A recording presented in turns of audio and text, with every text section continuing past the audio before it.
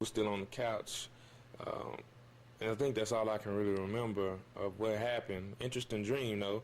And when I did wake up from this dream, my dad was at the door, my biological dad, you know what I'm saying, the one that was in this dream. He was he was he was here. He rang the doorbell and you know what I'm saying, and woke me up. So I thought that was interesting, you know what I'm saying. I had the dream with my dad and then everything, and then that's how it always happens like that all the time, man. Have these dreams and then, you know, certain people that's in the dreams or whatever will pop up sometimes, you know. Then sometimes that's the whole thing. Like I say, I don't have a gauge of when these things will happen or anything like that. It could happen instantly or it could happen years from now. I don't know. You know, that's the only things. Only some of them are very specific, you know, like with the December 12, 2012 thing with the signs in the skies. That's pretty much, man, that's pretty much like one of the only dates I get, you know what I'm saying, too much. I got one of the dates one time when my son was being born. It said he was going to be born on August 21st, but he actually was born on July 22nd.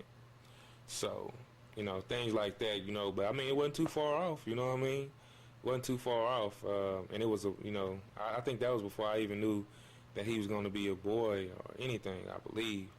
I can't really remember, but, you know, it's just different things like that. But yeah, the dream, you know, just all overall, you know, I guess, you know, just I'm dealing with people that's going to be questioning me as a servant of God, you know, how I do things, you know, because just as I'm sure that Tupac was questioned about his life, his lifestyle, but I know there's many people that's been brought to God, to Christ, through Tupac's, you know, life and everything. You know, he just was a thug. That's what he, you know, thug. What is it?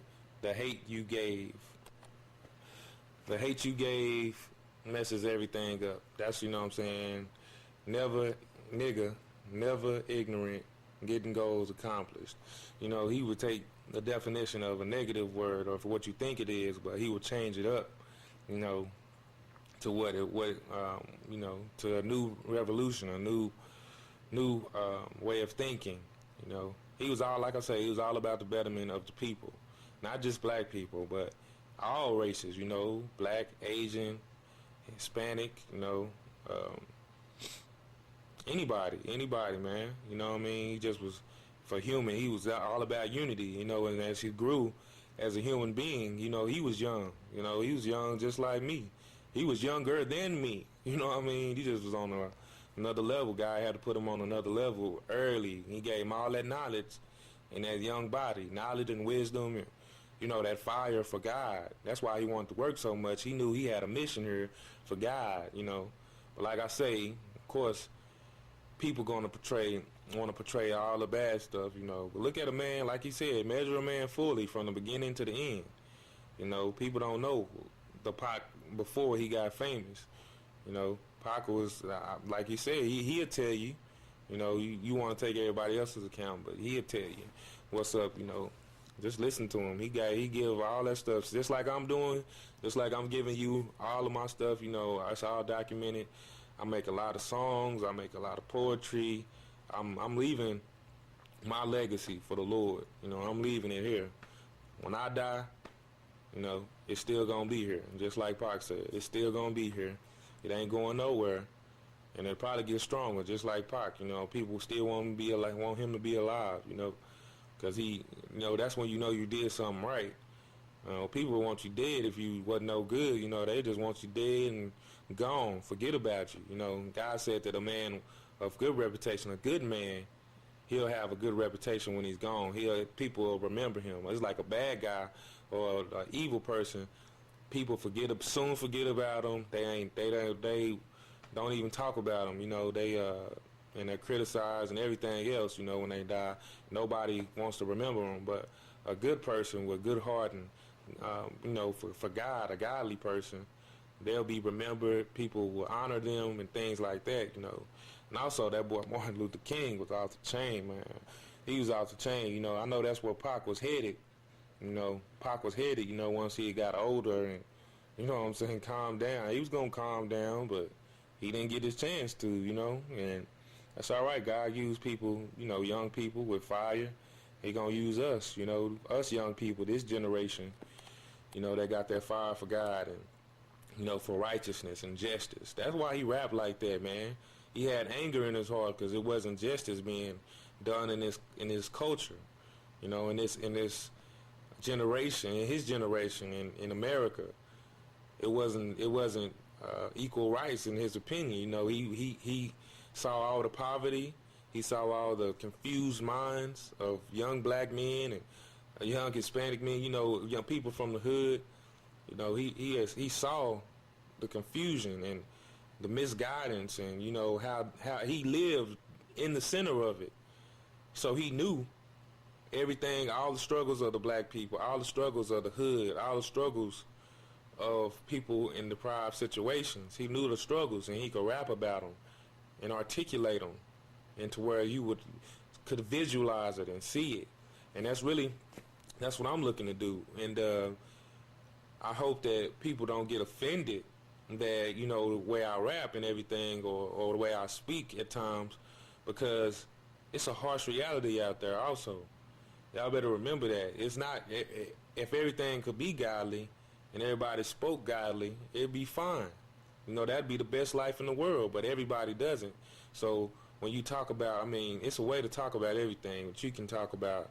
When you, some of these rappers back in some of the greatest rappers just talked about the struggles. That's the main focus. A direct reflection of society at times is the rap, or the songs and, artistic styles, movies, everything. You can tell the styles of human society because of movies and because people reflect, like I say, hip hop and rap, they reflect, society. That's what it's supposed to be, pretty much reality rap.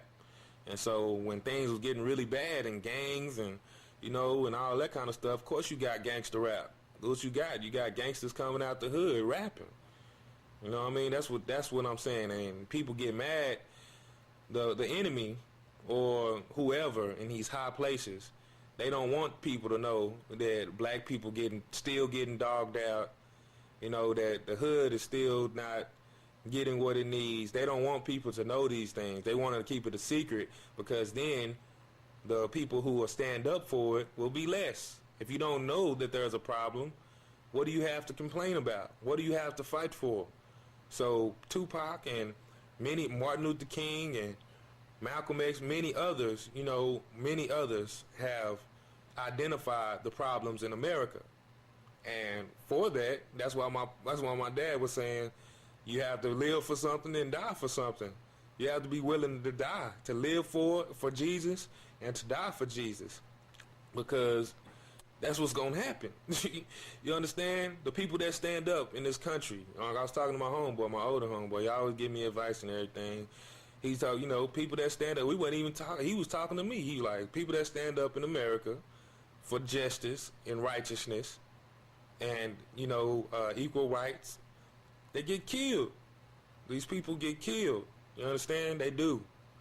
Are persecuted, thrown in jail, framed, all different kind of stuff. This happens.